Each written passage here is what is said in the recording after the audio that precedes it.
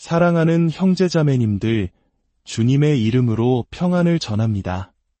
오늘 여러분과 함께 나눌 이야기에 앞서 잠시 주님의 은혜를 구하는 마음으로 시작하고 싶습니다. 이 영상을 통해 하나님의 말씀을 전하는 저의 입술과 듣는 여러분의 마음에 성령님의 기름 부으심이 가득하기를 소망합니다. 만약 오늘 이 이야기가 여러분의 마음에 작은 울림이라도 준다면 주저하지 마시고 이 은혜를 주변에 나눠주시길 바랍니다.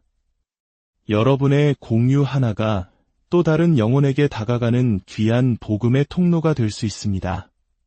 주님께서 여러분의 그 손길을 축복하실 것입니다. 혹시 이런 고민을 해보신 적 있으신가요? 처음 보는 사람에게 혹은 내 가장 가까운 사람에게 어떻게 하면 예수님의 사랑을 전할 수 있을까? 많은 분들이 저에게 물어보셨던 질문입니다. 복음을 전하고 싶은 뜨거운 마음은 있지만 막상 어떻게 대화를 시작해야 할지 막막하고 두려운 마음이 드는 것. 이것은 우리 모두가 겪는 자연스러운 감정일 겁니다. 오늘 주님께서는 제 마음에 이 주제에 대해 이야기하라는 감동을 주셨습니다. 제가 수년간 주님과 동행하며 배우고 깨달은 몇 가지 지혜들을 여러분과 나누고자 합니다. 이것이 완벽한 정답은 아닐지라도 여러분이 사랑하는 이들에게 다가가는데 작은 용기와 도움이 되기를 간절히 바랍니다. 사실 누군가에게 복음을 전하는 것이 긴장되고 심장이 두근거리는 일이라면 그것은 지극히 정상적인 반응입니다. 오히려 아무런 떨림도 없이 기계적으로 복음을 전한다면 그것은 한 영혼을 향한 진정한 사랑에서 비롯된 것이 아닐 수도 있습니다. 우리의 그 떨림은 한 영혼을 귀하게 여기는 사랑의 증거입니다. 오늘 저는 우리가 일상에서 만나는 사람들을 몇 가지 유형으로 나누어 각 상황에 맞게 어떻게 지혜롭게 다가갈 수 있을지 이야기해 보려 합니다. 이것은 딱딱한 전도 기술이 아니라 사랑을 기반으로 한 관계의 여정입니다. 첫 번째, 우리의 가장 가까운 사람들, 바로 가족과 친구, 그리고 직장 동료입니다. 이들과의 관계에서 복음을 전하는 것은 단거리 경주가 아니라 아주 긴 마라톤과 같습니다. 그들은 우리와 한두 번 보고 말 사이가 아니기 때문입니다. 그들은 우리가 예수님을 믿기 전의 모습을 알 수도 있고 믿는다고 말하면서도 여전히 넘어지고 실수하는 우리의 연약한 모습을 누구보다 잘 알고 있습니다. 그래서 이들에게 가장 강력한 복음은 우리의 말이 아니라 우리의 삶 그 자체입니다. 주님께서 제게 보여주신 가장 확실한 방법은 바로 삶으로 그리스도의 향기를 드러내는 것입니다. 우리의 입술로 예수님은 사랑이십니다라고 100번 말하는 것보다 우리의 행동으로 용서하고 인내하고 희생하는 모습을 한번 보여주는 것이 훨씬 더 큰 울림을 줍니다. 가족들은 우리가 하는 말을 듣지 않습니다.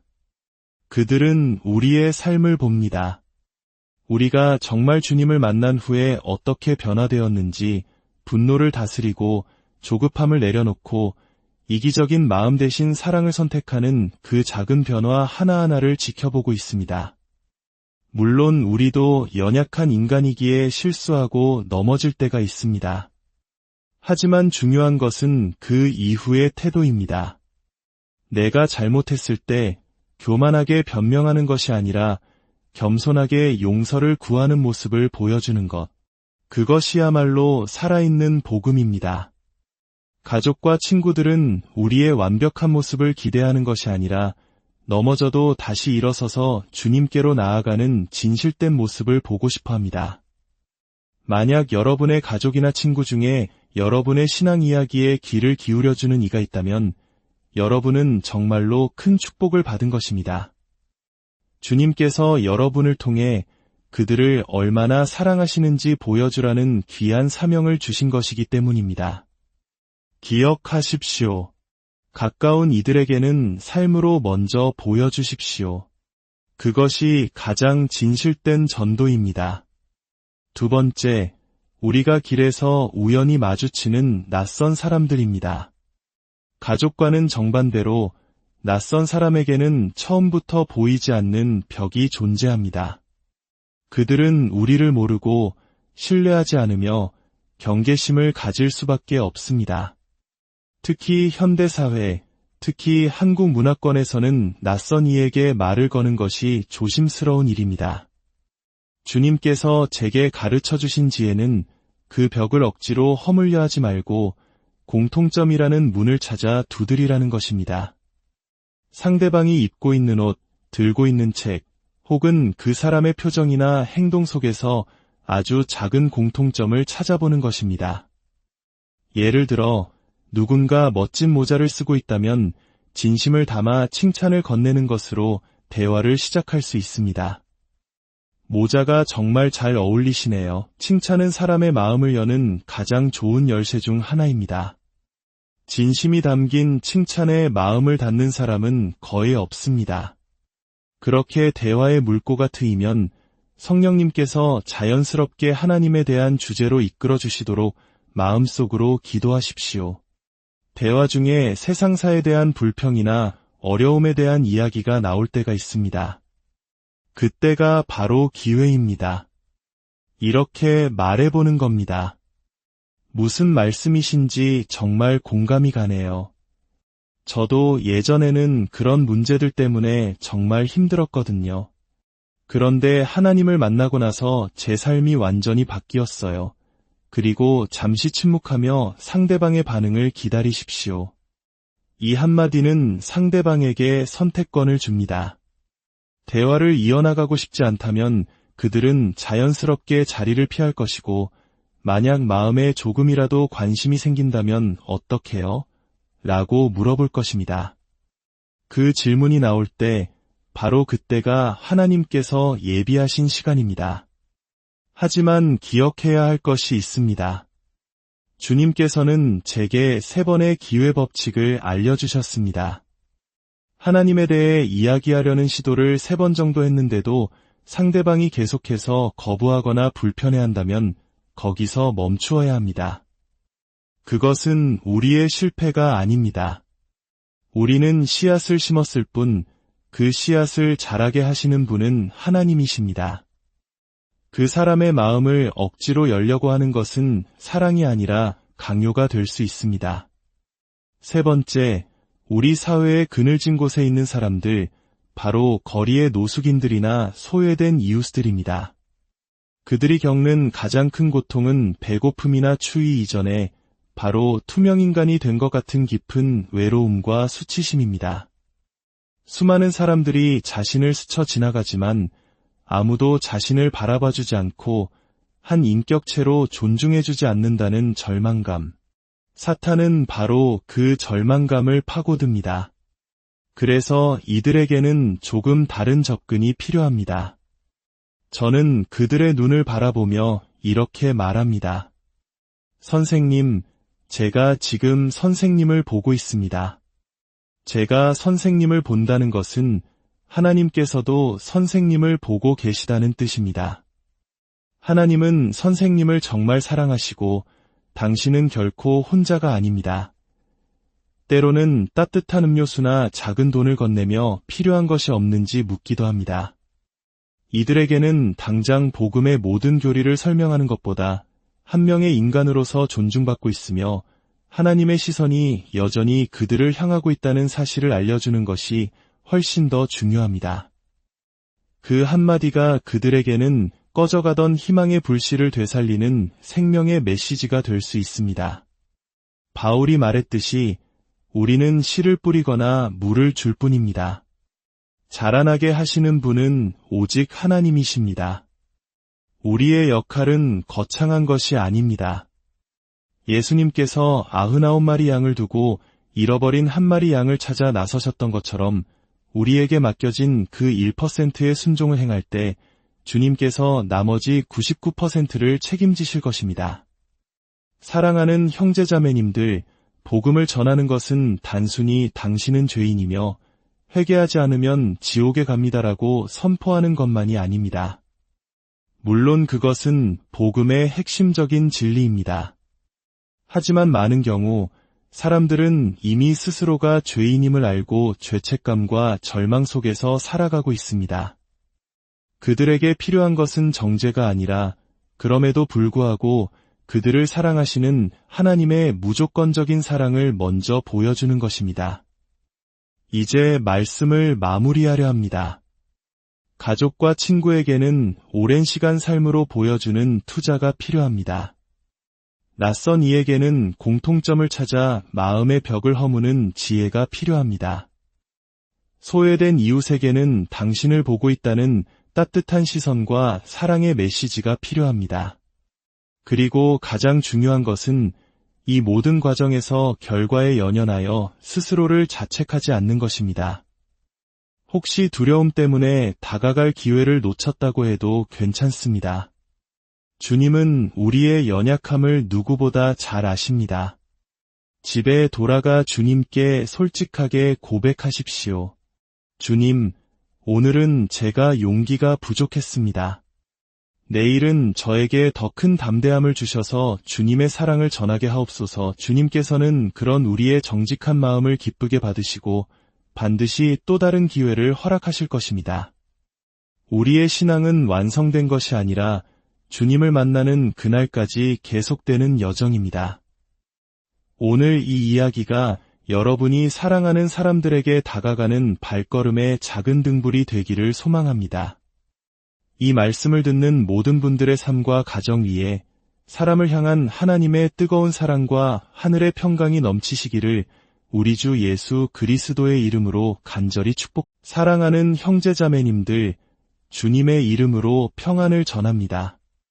오늘 여러분과 함께 나눌 이야기에 앞서 잠시 주님의 은혜를 구하는 마음으로 시작하고 싶습니다. 이 영상을 통해 하나님의 말씀을 전하는 저의 입술과 듣는 여러분의 마음에 성령님의 기름 부으심이 가득하기를 소망합니다. 만약 오늘 이 이야기가 여러분의 마음에 작은 울림이라도 준다면 주저하지 마시고 이 은혜를 주변에 나눠주시길 바랍니다. 여러분의 공유 하나가 또 다른 영혼에게 다가가는 귀한 복음의 통로가 될 수 있습니다. 주님께서 여러분의 그 손길을 축복하실 것입니다. 혹시 이런 고민을 해보신 적 있으신가요? 처음 보는 사람에게 혹은 내 가장 가까운 사람에게 어떻게 하면 예수님의 사랑을 전할 수 있을까? 많은 분들이 저에게 물어보셨던 질문입니다. 복음을 전하고 싶은 뜨거운 마음은 있지만 막상 어떻게 대화를 시작해야 할지 막막하고 두려운 마음이 드는 것. 이것은 우리 모두가 겪는 자연스러운 감정일 겁니다. 오늘 주님께서는 제 마음에 이 주제에 대해 이야기하라는 감동을 주셨습니다. 제가 수년간 주님과 동행하며 배우고 깨달은 몇 가지 지혜들을 여러분과 나누고자 합니다. 이것이 완벽한 정답은 아닐지라도 여러분이 사랑하는 이들에게 다가가는데 작은 용기와 도움이 되기를 간절히 바랍니다. 사실 누군가에게 복음을 전하는 것이 긴장되고 심장이 두근거리는 일이라면 그것은 지극히 정상적인 반응입니다.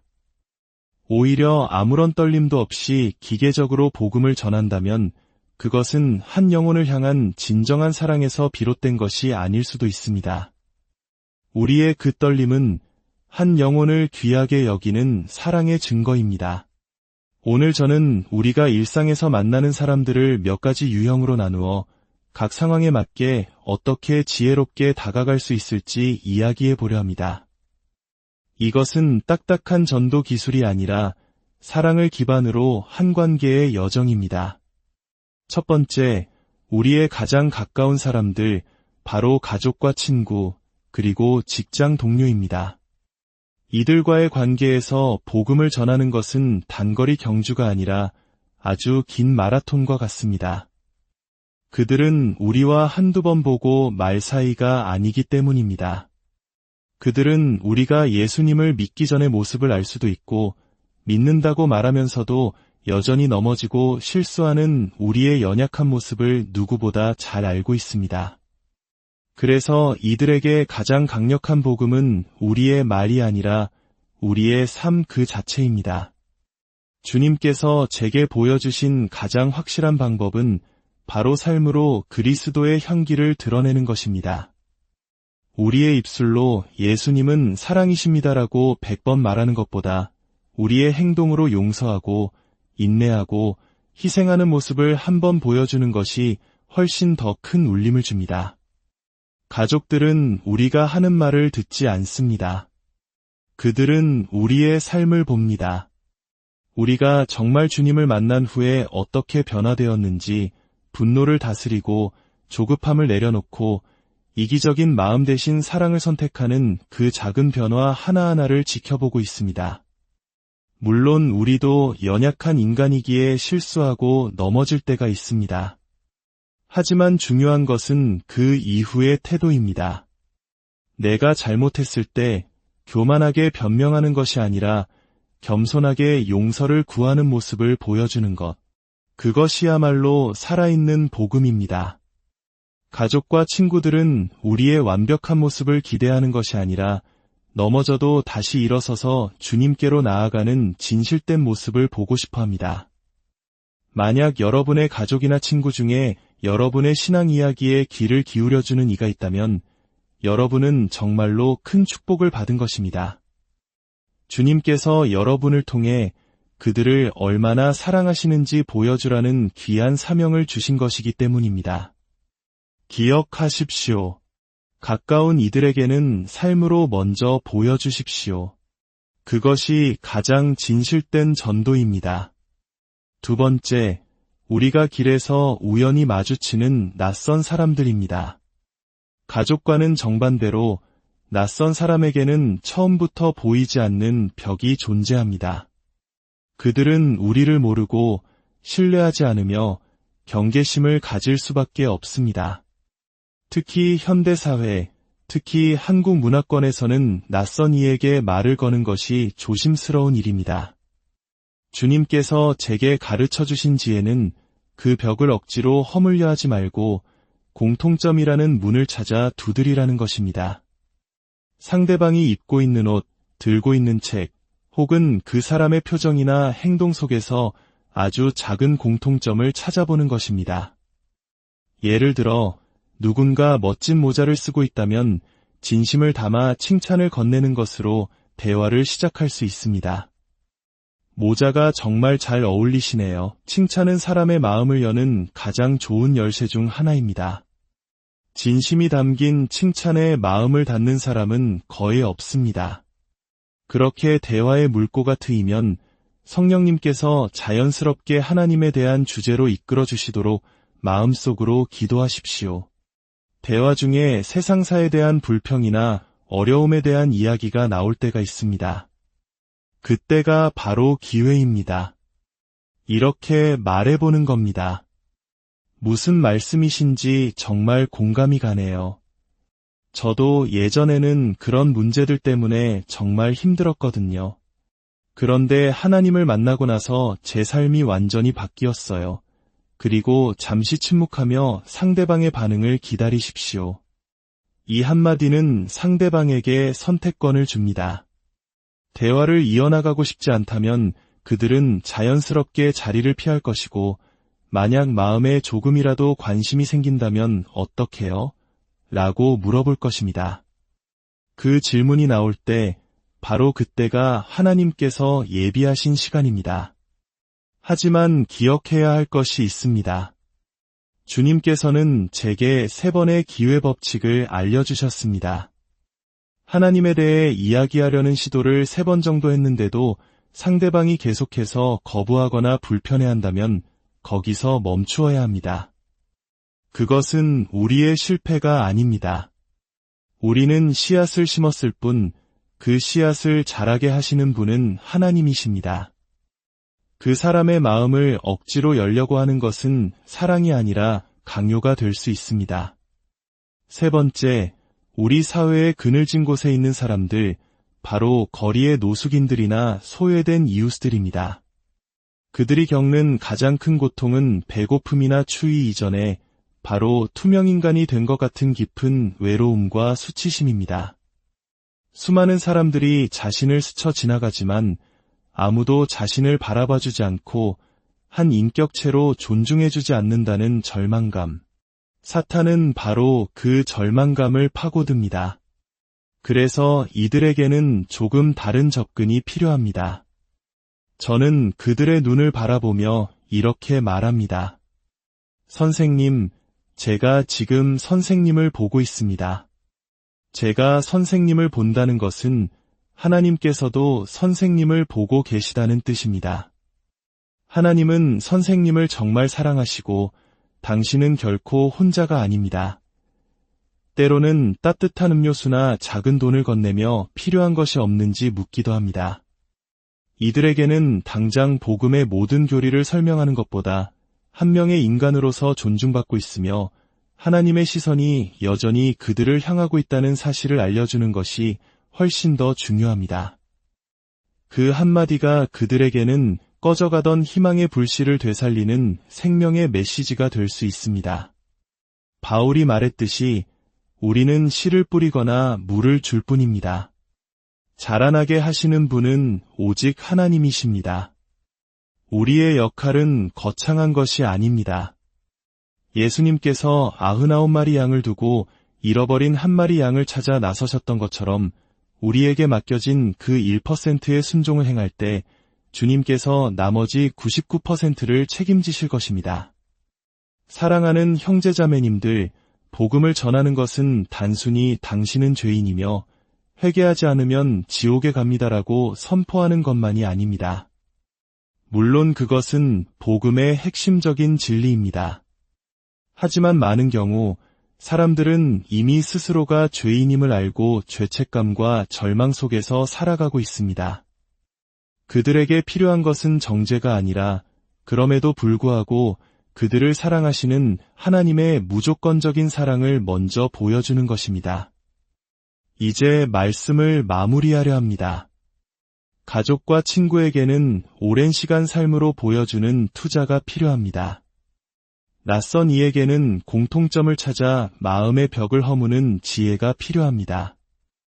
소외된 이웃에게는 당신을 보고 있다는 따뜻한 시선과 사랑의 메시지가 필요합니다.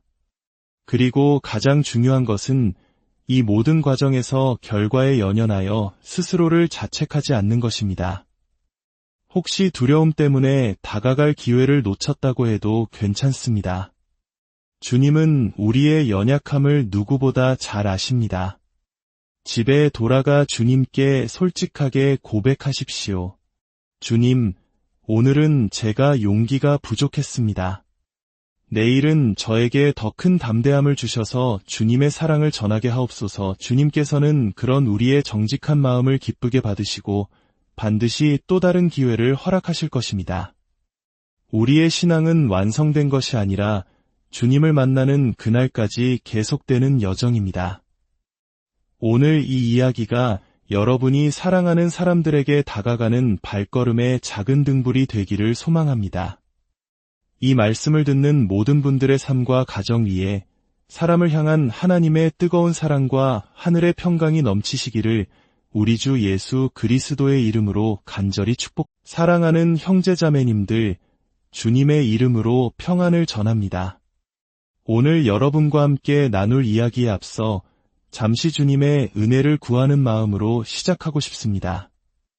이 영상을 통해 하나님의 말씀을 전하는 저의 입술과 듣는 여러분의 마음에 성령님의 기름 부으심이 가득하기를 소망합니다. 만약 오늘 이 이야기가 여러분의 마음에 작은 울림이라도 준다면 주저하지 마시고 이 은혜를 주변에 나눠주시길 바랍니다. 여러분의 공유 하나가 또 다른 영혼에게 다가가는 귀한 복음의 통로가 될 수 있습니다. 주님께서 여러분의 그 손길을 축복하실 것입니다. 혹시 이런 고민을 해보신 적 있으신가요? 처음 보는 사람에게 혹은 내 가장 가까운 사람에게 어떻게 하면 예수님의 사랑을 전할 수 있을까? 많은 분들이 저에게 물어보셨던 질문입니다. 복음을 전하고 싶은 뜨거운 마음은 있지만 막상 어떻게 대화를 시작해야 할지 막막하고 두려운 마음이 드는 것. 이것은 우리 모두가 겪는 자연스러운 감정일 겁니다. 오늘 주님께서는 제 마음에 이 주제에 대해 이야기하라는 감동을 주셨습니다.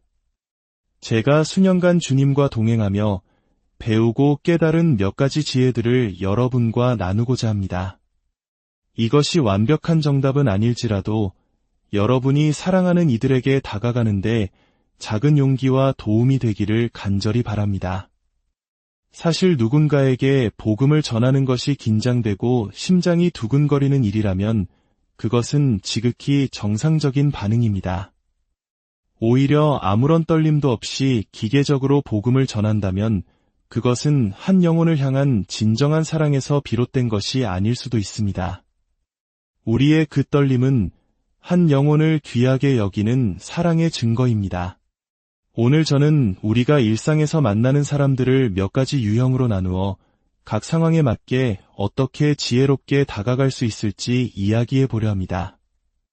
이것은 딱딱한 전도 기술이 아니라 사랑을 기반으로 한 관계의 여정입니다.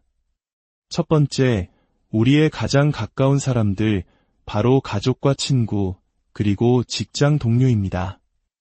이들과의 관계에서 복음을 전하는 것은 단거리 경주가 아니라 아주 긴 마라톤과 같습니다. 그들은 우리와 한두 번 보고 말 사이가 아니기 때문입니다. 그들은 우리가 예수님을 믿기 전의 모습을 알 수도 있고 믿는다고 말하면서도 여전히 넘어지고 실수하는 우리의 연약한 모습을 누구보다 잘 알고 있습니다. 그래서 이들에게 가장 강력한 복음은 우리의 말이 아니라 우리의 삶 그 자체입니다. 주님께서 제게 보여주신 가장 확실한 방법은 바로 삶으로 그리스도의 향기를 드러내는 것입니다. 우리의 입술로 예수님은 사랑이십니다라고 100번 말하는 것보다 우리의 행동으로 용서하고 인내하고 희생하는 모습을 한번 보여주는 것이 훨씬 더 큰 울림을 줍니다. 가족들은 우리가 하는 말을 듣지 않습니다. 그들은 우리의 삶을 봅니다. 우리가 정말 주님을 만난 후에 어떻게 변화되었는지 분노를 다스리고 조급함을 내려놓고 이기적인 마음 대신 사랑을 선택하는 그 작은 변화 하나하나를 지켜보고 있습니다. 물론 우리도 연약한 인간이기에 실수하고 넘어질 때가 있습니다. 하지만 중요한 것은 그 이후의 태도입니다. 내가 잘못했을 때 교만하게 변명하는 것이 아니라 겸손하게 용서를 구하는 모습을 보여주는 것. 그것이야말로 살아있는 복음입니다.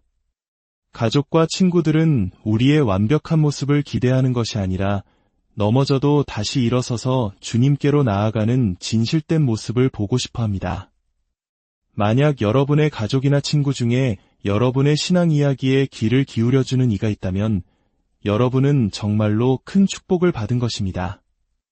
주님께서 여러분을 통해 그들을 얼마나 사랑하시는지 보여주라는 귀한 사명을 주신 것이기 때문입니다. 기억하십시오. 가까운 이들에게는 삶으로 먼저 보여주십시오. 그것이 가장 진실된 전도입니다. 두 번째, 우리가 길에서 우연히 마주치는 낯선 사람들입니다. 가족과는 정반대로 낯선 사람에게는 처음부터 보이지 않는 벽이 존재합니다. 그들은 우리를 모르고 신뢰하지 않으며 경계심을 가질 수밖에 없습니다. 특히 현대사회, 특히 한국 문화권에서는 낯선 이에게 말을 거는 것이 조심스러운 일입니다. 주님께서 제게 가르쳐 주신 지혜는 그 벽을 억지로 허물려 하지 말고 공통점이라는 문을 찾아 두드리라는 것입니다. 상대방이 입고 있는 옷, 들고 있는 책, 혹은 그 사람의 표정이나 행동 속에서 아주 작은 공통점을 찾아보는 것입니다. 예를 들어 누군가 멋진 모자를 쓰고 있다면 진심을 담아 칭찬을 건네는 것으로 대화를 시작할 수 있습니다. 모자가 정말 잘 어울리시네요. 칭찬은 사람의 마음을 여는 가장 좋은 열쇠 중 하나입니다. 진심이 담긴 칭찬에 마음을 닫는 사람은 거의 없습니다. 그렇게 대화의 물꼬가 트이면 성령님께서 자연스럽게 하나님에 대한 주제로 이끌어 주시도록 마음속으로 기도하십시오. 대화 중에 세상사에 대한 불평이나 어려움에 대한 이야기가 나올 때가 있습니다. 그때가 바로 기회입니다. 이렇게 말해보는 겁니다. 무슨 말씀이신지 정말 공감이 가네요. 저도 예전에는 그런 문제들 때문에 정말 힘들었거든요. 그런데 하나님을 만나고 나서 제 삶이 완전히 바뀌었어요. 그리고 잠시 침묵하며 상대방의 반응을 기다리십시오. 이 한마디는 상대방에게 선택권을 줍니다. 대화를 이어나가고 싶지 않다면 그들은 자연스럽게 자리를 피할 것이고, 만약 마음에 조금이라도 관심이 생긴다면 어떡해요? 라고 물어볼 것입니다. 그 질문이 나올 때 바로 그때가 하나님께서 예비하신 시간입니다. 하지만 기억해야 할 것이 있습니다. 주님께서는 제게 3번의 기회 법칙을 알려주셨습니다. 하나님에 대해 이야기하려는 시도를 3번 정도 했는데도 상대방이 계속해서 거부하거나 불편해한다면 거기서 멈추어야 합니다. 그것은 우리의 실패가 아닙니다. 우리는 씨앗을 심었을 뿐 그 씨앗을 자라게 하시는 분은 하나님이십니다. 그 사람의 마음을 억지로 열려고 하는 것은 사랑이 아니라 강요가 될 수 있습니다. 3번째, 우리 사회의 그늘진 곳에 있는 사람들, 바로 거리의 노숙인들이나 소외된 이웃들입니다. 그들이 겪는 가장 큰 고통은 배고픔이나 추위 이전에 바로 투명인간이 된 것 같은 깊은 외로움과 수치심입니다. 수많은 사람들이 자신을 스쳐 지나가지만 아무도 자신을 바라봐주지 않고 한 인격체로 존중해주지 않는다는 절망감. 사탄은 바로 그 절망감을 파고듭니다. 그래서 이들에게는 조금 다른 접근이 필요합니다. 저는 그들의 눈을 바라보며 이렇게 말합니다. 선생님, 제가 지금 선생님을 보고 있습니다. 제가 선생님을 본다는 것은 하나님께서도 선생님을 보고 계시다는 뜻입니다. 하나님은 선생님을 정말 사랑하시고 당신은 결코 혼자가 아닙니다. 때로는 따뜻한 음료수나 작은 돈을 건네며 필요한 것이 없는지 묻기도 합니다. 이들에게는 당장 복음의 모든 교리를 설명하는 것보다 한 명의 인간으로서 존중받고 있으며 하나님의 시선이 여전히 그들을 향하고 있다는 사실을 알려주는 것이 훨씬 더 중요합니다. 그 한마디가 그들에게는 꺼져가던 희망의 불씨를 되살리는 생명의 메시지가 될 수 있습니다. 바울이 말했듯이 우리는 씨를 뿌리거나 물을 줄 뿐입니다. 자라나게 하시는 분은 오직 하나님이십니다. 우리의 역할은 거창한 것이 아닙니다. 예수님께서 99마리 양을 두고 잃어버린 한 마리 양을 찾아 나서셨던 것처럼 우리에게 맡겨진 그 1%의 순종을 행할 때 주님께서 나머지 99%를 책임지실 것입니다. 사랑하는 형제자매님들, 복음을 전하는 것은 단순히 당신은 죄인이며 회개하지 않으면 지옥에 갑니다라고 선포하는 것만이 아닙니다. 물론 그것은 복음의 핵심적인 진리입니다. 하지만 많은 경우 사람들은 이미 스스로가 죄인임을 알고 죄책감과 절망 속에서 살아가고 있습니다. 그들에게 필요한 것은 정죄가 아니라 그럼에도 불구하고 그들을 사랑하시는 하나님의 무조건적인 사랑을 먼저 보여주는 것입니다. 이제 말씀을 마무리하려 합니다. 가족과 친구에게는 오랜 시간 삶으로 보여주는 투자가 필요합니다. 낯선 이에게는 공통점을 찾아 마음의 벽을 허무는 지혜가 필요합니다. 소외된 이웃에게는 당신을 보고 있다는 따뜻한 시선과 사랑의 메시지가 필요합니다. 그리고 가장 중요한 것은 이 모든 과정에서 결과에 연연하여 스스로를 자책하지 않는 것입니다. 혹시 두려움 때문에 다가갈 기회를 놓쳤다고 해도 괜찮습니다. 주님은 우리의 연약함을 누구보다 잘 아십니다. 집에 돌아가 주님께 솔직하게 고백하십시오. 주님, 오늘은 제가 용기가 부족했습니다. 내일은 저에게 더 큰 담대함을 주셔서 주님의 사랑을 전하게 하옵소서. 주님께서는 그런 우리의 정직한 마음을 기쁘게 받으시고 반드시 또 다른 기회를 허락하실 것입니다. 우리의 신앙은 완성된 것이 아니라 주님을 만나는 그날까지 계속되는 여정입니다. 오늘 이 이야기가 여러분이 사랑하는 사람들에게 다가가는 발걸음의 작은 등불이 되기를 소망합니다. 이 말씀을 듣는 모든 분들의 삶과 가정 위에 사람을 향한 하나님의 뜨거운 사랑과 하늘의 평강이 넘치시기를 우리 주 예수 그리스도의 이름으로 간절히 사랑하는 형제자매님들, 주님의 이름으로 평안을 전합니다. 오늘 여러분과 함께 나눌 이야기에 앞서 잠시 주님의 은혜를 구하는 마음으로 시작하고 싶습니다. 이 영상을 통해 하나님의 말씀을 전하는 저의 입술과 듣는 여러분의 마음에 성령님의 기름 부으심이 가득하기를 소망합니다. 만약 오늘 이 이야기가 여러분의 마음에 작은 울림이라도 준다면 주저하지 마시고 이 은혜를 주변에 나눠주시길 바랍니다. 여러분의 공유 하나가 또 다른 영혼에게 다가가는 귀한 복음의 통로가 될 수 있습니다. 주님께서 여러분의 그 손길을 축복하실 것입니다. 혹시 이런 고민을 해보신 적 있으신가요? 처음 보는 사람에게 혹은 내 가장 가까운 사람에게 어떻게 하면 예수님의 사랑을 전할 수 있을까? 많은 분들이 저에게 물어보셨던 질문입니다. 복음을 전하고 싶은 뜨거운 마음은 있지만 막상 어떻게 대화를 시작해야 할지 막막하고 두려운 마음이 드는 것. 이것은 우리 모두가 겪는 자연스러운 감정일 겁니다. 오늘 주님께서는 제 마음에 이 주제에 대해 이야기하라는 감동을 주셨습니다. 제가 수년간 주님과 동행하며 배우고 깨달은 몇 가지 지혜들을 여러분과 나누고자 합니다. 이것이 완벽한 정답은 아닐지라도 여러분이 사랑하는 이들에게 다가가는데 작은 용기와 도움이 되기를 간절히 바랍니다. 사실 누군가에게 복음을 전하는 것이 긴장되고 심장이 두근거리는 일이라면 그것은 지극히 정상적인 반응입니다. 오히려 아무런 떨림도 없이 기계적으로 복음을 전한다면 그것은 한 영혼을 향한 진정한 사랑에서 비롯된 것이 아닐 수도 있습니다. 우리의 그 떨림은 한 영혼을 귀하게 여기는 사랑의 증거입니다. 오늘 저는 우리가 일상에서 만나는 사람들을 몇 가지 유형으로 나누어 각 상황에 맞게 어떻게 지혜롭게 다가갈 수 있을지 이야기해 보려 합니다. 이것은 딱딱한 전도 기술이 아니라 사랑을 기반으로 한 관계의 여정입니다. 첫 번째, 우리의 가장 가까운 사람들, 바로 가족과 친구, 그리고 직장 동료입니다. 이들과의 관계에서 복음을 전하는 것은 단거리 경주가 아니라 아주 긴 마라톤과 같습니다.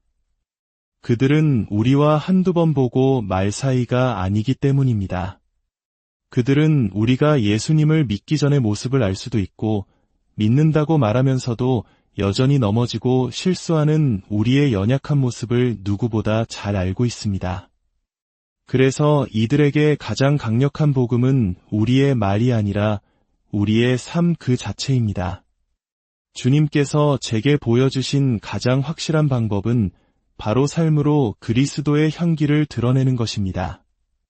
우리의 입술로 예수님은 사랑이십니다라고 100번 말하는 것보다 우리의 행동으로 용서하고 인내하고 희생하는 모습을 한 번 보여주는 것이 훨씬 더 큰 울림을 줍니다.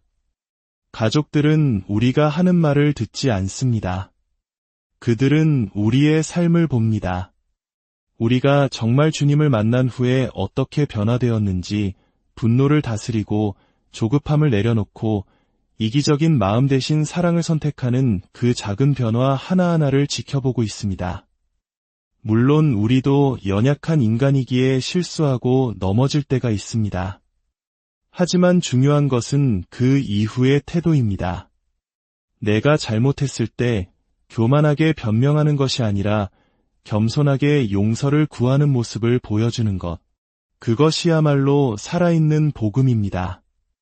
가족과 친구들은 우리의 완벽한 모습을 기대하는 것이 아니라 넘어져도 다시 일어서서 주님께로 나아가는 진실된 모습을 보고 싶어 합니다. 만약 여러분의 가족이나 친구 중에 여러분의 신앙 이야기에 귀를 기울여주는 이가 있다면 여러분은 정말로 큰 축복을 받은 것입니다. 주님께서 여러분을 통해 그들을 얼마나 사랑하시는지 보여주라는 귀한 사명을 주신 것이기 때문입니다. 기억하십시오. 가까운 이들에게는 삶으로 먼저 보여주십시오. 그것이 가장 진실된 전도입니다.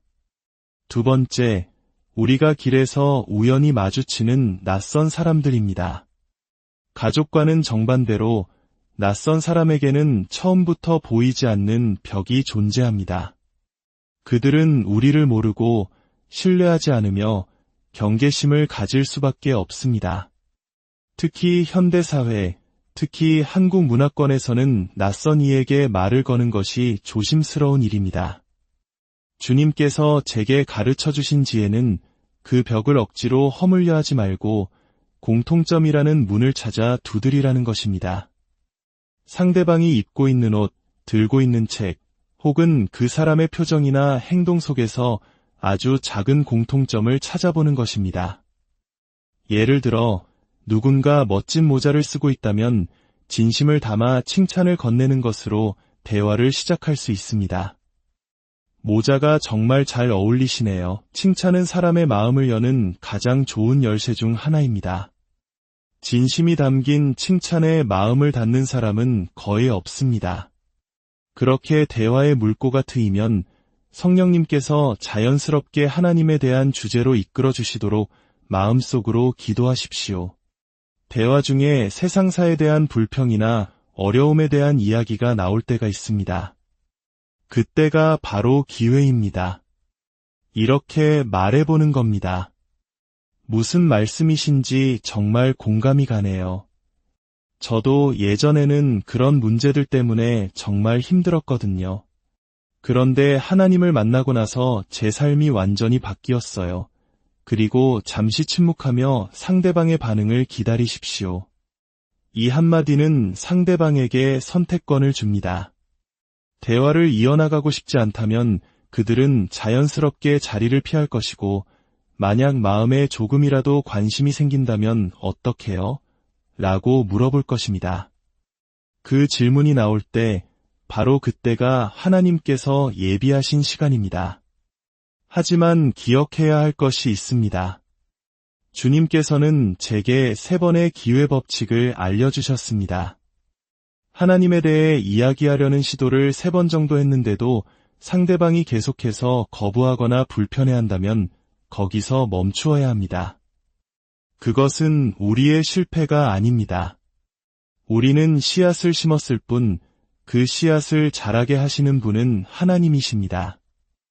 그 사람의 마음을 억지로 열려고 하는 것은 사랑이 아니라 강요가 될 수 있습니다. 3번째, 우리 사회의 그늘진 곳에 있는 사람들, 바로 거리의 노숙인들이나 소외된 이웃들입니다. 그들이 겪는 가장 큰 고통은 배고픔이나 추위 이전에 바로 투명인간이 된 것 같은 깊은 외로움과 수치심입니다. 수많은 사람들이 자신을 스쳐 지나가지만 아무도 자신을 바라봐주지 않고 한 인격체로 존중해주지 않는다는 절망감. 사탄은 바로 그 절망감을 파고듭니다. 그래서 이들에게는 조금 다른 접근이 필요합니다. 저는 그들의 눈을 바라보며 이렇게 말합니다. 선생님, 제가 지금 선생님을 보고 있습니다.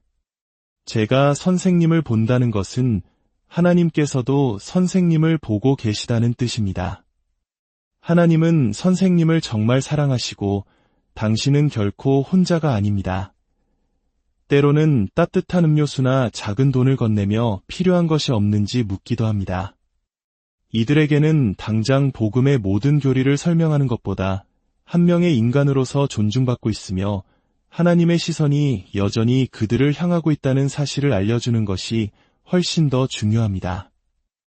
그 한마디가 그들에게는 꺼져가던 희망의 불씨를 되살리는 생명의 메시지가 될 수 있습니다. 바울이 말했듯이 우리는 씨를 뿌리거나 물을 줄 뿐입니다. 자라나게 하시는 분은 오직 하나님이십니다. 우리의 역할은 거창한 것이 아닙니다. 예수님께서 99마리 양을 두고 잃어버린 한 마리 양을 찾아 나서셨던 것처럼 우리에게 맡겨진 그 1%의 순종을 행할 때 주님께서 나머지 99%를 책임지실 것입니다. 사랑하는 형제자매님들, 복음을 전하는 것은 단순히 당신은 죄인이며 회개하지 않으면 지옥에 갑니다라고 선포하는 것만이 아닙니다. 물론 그것은 복음의 핵심적인 진리입니다. 하지만 많은 경우 사람들은 이미 스스로가 죄인임을 알고 죄책감과 절망 속에서 살아가고 있습니다. 그들에게 필요한 것은 정죄가 아니라 그럼에도 불구하고 그들을 사랑하시는 하나님의 무조건적인 사랑을 먼저 보여주는 것입니다. 이제 말씀을 마무리하려 합니다. 가족과 친구에게는 오랜 시간 삶으로 보여주는 투자가 필요합니다. 낯선 이에게는 공통점을 찾아 마음의 벽을 허무는 지혜가 필요합니다. 소외된 이웃에게는 당신을 보고 있다는 따뜻한 시선과 사랑의 메시지가 필요합니다. 그리고 가장 중요한 것은 이 모든 과정에서 결과에 연연하여 스스로를 자책하지 않는 것입니다. 혹시 두려움 때문에 다가갈 기회를 놓쳤다고 해도 괜찮습니다. 주님은 우리의 연약함을 누구보다 잘 아십니다. 집에 돌아가 주님께 솔직하게 고백하십시오. 주님, 오늘은 제가 용기가 부족했습니다. 내일은 저에게 더 큰 담대함을 주셔서 주님의 사랑을 전하게 하옵소서. 주님께서는 그런 우리의 정직한 마음을 기쁘게 받으시고 반드시 또 다른 기회를 허락하실 것입니다. 우리의 신앙은 완성된 것이 아니라 주님을 만나는 그날까지 계속되는 여정입니다. 오늘 이 이야기가 여러분이 사랑하는 사람들에게 다가가는 발걸음의 작은 등불이 되기를 소망합니다. 이 말씀을 듣는 모든 분들의 삶과 가정 위에 사람을 향한 하나님의 뜨거운 사랑과 하늘의 평강이 넘치시기를 우리 주 예수 그리스도의 이름으로 간절히 사랑하는 형제자매님들, 주님의 이름으로 평안을 전합니다.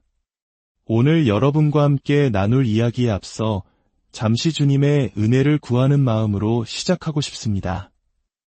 이 영상을 통해 하나님의 말씀을 전하는 저의 입술과 듣는 여러분의 마음에 성령님의 기름 부으심이 가득하기를 소망합니다. 만약 오늘 이 이야기가 여러분의 마음에 작은 울림이라도 준다면 주저하지 마시고 이 은혜를 주변에 나눠주시길 바랍니다. 여러분의 공유 하나가 또 다른 영혼에게 다가가는 귀한 복음의 통로가 될 수 있습니다. 주님께서 여러분의 그 손길을 축복하실 것입니다. 혹시 이런 고민을 해보신 적 있으신가요? 처음 보는 사람에게 혹은 내 가장 가까운 사람에게 어떻게 하면 예수님의 사랑을 전할 수 있을까? 많은 분들이 저에게 물어보셨던 질문입니다. 복음을 전하고 싶은 뜨거운 마음은 있지만 막상 어떻게 대화를 시작해야 할지 막막하고 두려운 마음이 드는 것. 이것은 우리 모두가 겪는 자연스러운 감정일 겁니다. 오늘 주님께서는 제 마음에 이 주제에 대해 이야기하라는 감동을 주셨습니다. 제가 수년간 주님과 동행하며 배우고 깨달은 몇 가지 지혜들을 여러분과 나누고자 합니다. 이것이 완벽한 정답은 아닐지라도 여러분이 사랑하는 이들에게 다가가는데 작은 용기와 도움이 되기를 간절히 바랍니다. 사실 누군가에게 복음을 전하는 것이 긴장되고 심장이 두근거리는 일이라면 그것은 지극히 정상적인 반응입니다. 오히려 아무런 떨림도 없이 기계적으로 복음을 전한다면 그것은 한 영혼을 향한 진정한 사랑에서 비롯된 것이 아닐 수도 있습니다. 우리의 그 떨림은 한 영혼을 귀하게 여기는 사랑의 증거입니다. 오늘 저는 우리가 일상에서 만나는 사람들을 몇 가지 유형으로 나누어 각 상황에 맞게 어떻게 지혜롭게 다가갈 수 있을지 이야기해 보려 합니다. 이것은 딱딱한 전도 기술이 아니라 사랑을 기반으로 한 관계의 여정입니다. 첫 번째, 우리의 가장 가까운 사람들, 바로 가족과 친구, 그리고 직장 동료입니다. 이들과의 관계에서 복음을 전하는 것은 단거리 경주가 아니라 아주 긴 마라톤과 같습니다. 그들은 우리와 한두 번 보고 말 사이가 아니기 때문입니다. 그들은 우리가 예수님을 믿기 전의 모습을 알 수도 있고 믿는다고 말하면서도 여전히 넘어지고 실수하는 우리의 연약한 모습을 누구보다 잘 알고 있습니다. 그래서 이들에게 가장 강력한 복음은 우리의 말이 아니라 우리의 삶 그 자체입니다. 주님께서 제게 보여주신 가장 확실한 방법은 바로 삶으로 그리스도의 향기를 드러내는 것입니다. 우리의 입술로 예수님은 사랑이십니다라고 100번 말하는 것보다 우리의 행동으로 용서하고 인내하고 희생하는 모습을 한 번 보여주는 것이 훨씬 더 큰 울림을 줍니다. 가족들은 우리가 하는 말을 듣지 않습니다. 그들은 우리의 삶을 봅니다. 우리가 정말 주님을 만난 후에 어떻게 변화되었는지 분노를 다스리고 조급함을 내려놓고 이기적인 마음 대신 사랑을 선택하는 그 작은 변화 하나하나를 지켜보고 있습니다. 물론 우리도 연약한 인간이기에 실수하고 넘어질 때가 있습니다. 하지만 중요한 것은 그 이후의 태도입니다. 내가 잘못했을 때 교만하게 변명하는 것이 아니라 겸손하게 용서를 구하는 모습을 보여주는 것. 그것이야말로 살아있는 복음입니다. 가족과 친구들은 우리의 완벽한 모습을 기대하는 것이 아니라 넘어져도 다시 일어서서 주님께로 나아가는 진실된 모습을 보고 싶어 합니다. 만약 여러분의 가족이나 친구 중에 여러분의 신앙 이야기에 귀를 기울여주는 이가 있다면 여러분은 정말로 큰 축복을 받은 것입니다. 주님께서 여러분을 통해 그들을 얼마나 사랑하시는지 보여주라는 귀한 사명을 주신 것이기 때문입니다. 기억하십시오. 가까운 이들에게는 삶으로 먼저 보여주십시오. 그것이 가장 진실된 전도입니다. 두 번째, 우리가 길에서 우연히 마주치는 낯선 사람들입니다. 가족과는 정반대로 낯선 사람에게는 처음부터 보이지 않는 벽이 존재합니다. 그들은 우리를 모르고 신뢰하지 않으며 경계심을 가질 수밖에 없습니다. 특히 현대사회, 특히 한국 문화권에서는 낯선 이에게 말을 거는 것이 조심스러운 일입니다. 주님께서 제게 가르쳐 주신 지혜는 그 벽을 억지로 허물려 하지 말고 공통점이라는 문을 찾아 두드리라는 것입니다. 상대방이 입고 있는 옷, 들고 있는 책, 혹은 그 사람의 표정이나 행동 속에서 아주 작은 공통점을 찾아보는 것입니다. 예를 들어 누군가 멋진 모자를 쓰고 있다면 진심을 담아 칭찬을 건네는 것으로 대화를 시작할 수 있습니다. 모자가 정말 잘 어울리시네요. 칭찬은 사람의 마음을 여는 가장 좋은 열쇠 중 하나입니다. 진심이 담긴 칭찬에 마음을 닫는 사람은 거의 없습니다. 그렇게 대화의 물꼬가 트이면 성령님께서 자연스럽게 하나님에 대한 주제로 이끌어 주시도록 마음속으로 기도하십시오. 대화 중에 세상사에 대한 불평이나 어려움에 대한 이야기가 나올 때가 있습니다. 그때가 바로 기회입니다. 이렇게 말해보는 겁니다. 무슨 말씀이신지 정말 공감이 가네요. 저도 예전에는 그런 문제들 때문에 정말 힘들었거든요. 그런데 하나님을 만나고 나서 제 삶이 완전히 바뀌었어요. 그리고 잠시 침묵하며 상대방의 반응을 기다리십시오. 이 한마디는 상대방에게 선택권을 줍니다. 대화를 이어나가고 싶지 않다면 그들은 자연스럽게 자리를 피할 것이고 만약 마음에 조금이라도 관심이 생긴다면 어떡해요? 라고 물어볼 것입니다. 그 질문이 나올 때 바로 그때가 하나님께서 예비하신 시간입니다. 하지만 기억해야 할 것이 있습니다. 주님께서는 제게 3번의 기회 법칙을 알려주셨습니다.